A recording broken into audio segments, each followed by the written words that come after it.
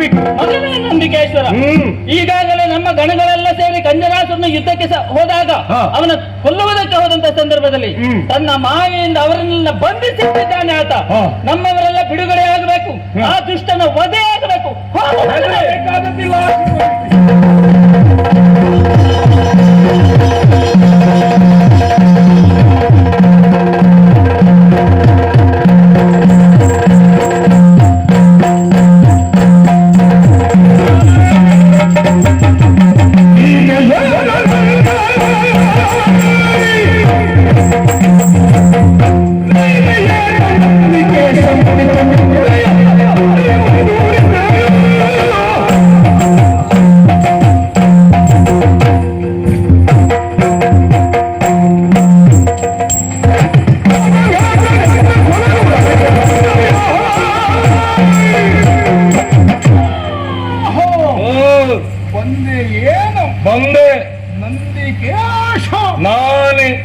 ಏನು ಈಗಾಗಲೇ ಬಂದವರ ಅನೇಕರು ಸಂದು ಹೋಗಿದ್ದಾರೆ.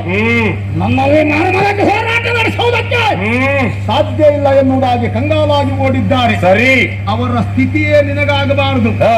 ಹೋಗ್ತೀಯ ಇಲ್ಲ? ಹೋಗುವವನಲ್ಲ.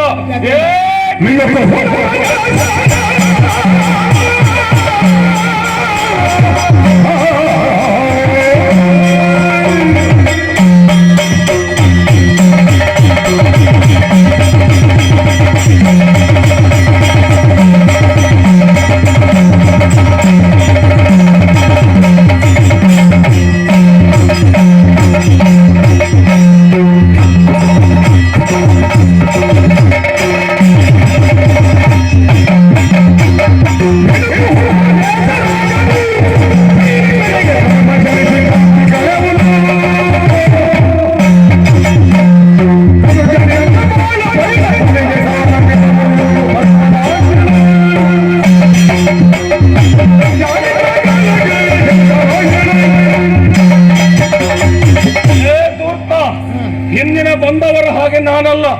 ನಿನ್ನ ಎದುರಿಗೆ ಗಟ್ಟಿಯಾಗಿ ನಿಲ್ಲುವುದಿದ್ರೆ ನಾನು ಎಂತ ಬಂದು ನಿಂತಿದ್ದೇನೆ. ಯಾರು ಹೇಳಿದ್ರು? ಮೂರ್ಖತನ ಮಾಡಬೇಡ. ಯಾರು ಹೇಳಿದ್ದಂತ ನಾನು ಹೇಳುದು, ಬೇರೆಯವರು ಯಾರು ಹೇಳಿಕೊಡುದಿಲ್ಲ. ನೀನ್ ಹೇಳಿದ್ದೆ ಸಿದ್ಧಾಂತ ಅಂತ ಯಾರು ಹೇಳಿ? ನೀವ್ ಹೇಳಿದ್ದು ಸಿದ್ಧಾಂತ ಅಂತ ಯಾರು ಹೇಳಿದ್ರು? ಹೋಗಿದ್ದಾರಲ್ಲ ಬಂದವರು, ಅವರು ಹೇಳಿದ್ದಾರೆ. ಅವ್ರು ಹೋಗಿದ್ದಂತ ಓಡಿಸಿದ್ದವರನ್ನು. ಅದು ಅವರದ್ದು. ಏನೇನು ಓಡಿಸಿದ್ದು? ಬಂಧಿಸಿದ್ದೀಯಲ್ಲ, ಎಲ್ಲರನ್ನು ಇರಿಸಿದ್ದೇನೆ. ಹೌದಾ? ಅರ್ಥ ಅವರ ಪ್ರಾಬಲ್ಯ ನನ್ನ ಎದುರುಗಡೆಯಲ್ಲಿ ನಡೆಯಲಿಲ್ಲ ಅಂತ. ಸರಿ, ಕೆಲವೊಮ್ಮೆ ಹಾಗಾಗುತ್ತದೆ. ಹೇಗಾಗ್ತದೆ? ಬೆಳಕಿನಕ್ಕಿಂತ ಮೊದಲು ಕತ್ತಲೆ ಕೆಲವೊಮ್ಮೆ ಆವರಿಸಿಕೊಡುತ್ತದೆ. ಯಾವಾಗ ಅಂತ ಕೇಳಿದ್ರೆ ಗ್ರಹಣ ಕಾಲದಲ್ಲಿ. ಆ ಗ್ರಹಣವನ್ನ ಬಿಡಿಸುವುದಕ್ಕೆ ಆಗಿ ಬಂದವ ನಂದಿಕೇಶ್ವರ ನೆನಪಿಟ್ಟುಕೋ. ನಿನಗೆ ಗ್ರಹಣ ಇವತ್ತು ಹಿಡಿಯಿತು ಅಂತ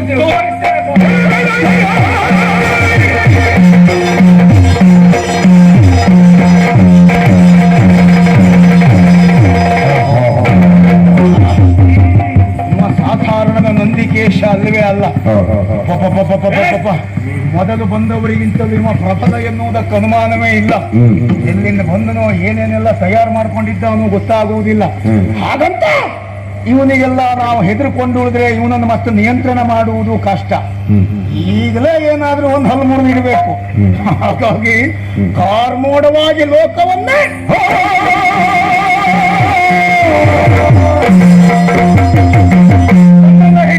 ಹಿಡಿತೇನೆ ಎನ್ನುವುದಾಗಿ ಹೇಳಿದ ಇವನೇ ಜಾರಿ ಹೋದ್ನಲ್ಲ. ಜಾರಿ ತಾನೆ ಅಂತ ಹೇಳಿ ಆದ್ರೆ ಏನ್ ಮಾಡುವುದೀಗ? ಅಮ್ಮ ರಕ್ಷಿಸಬೇಕು ತಾಯಿಯ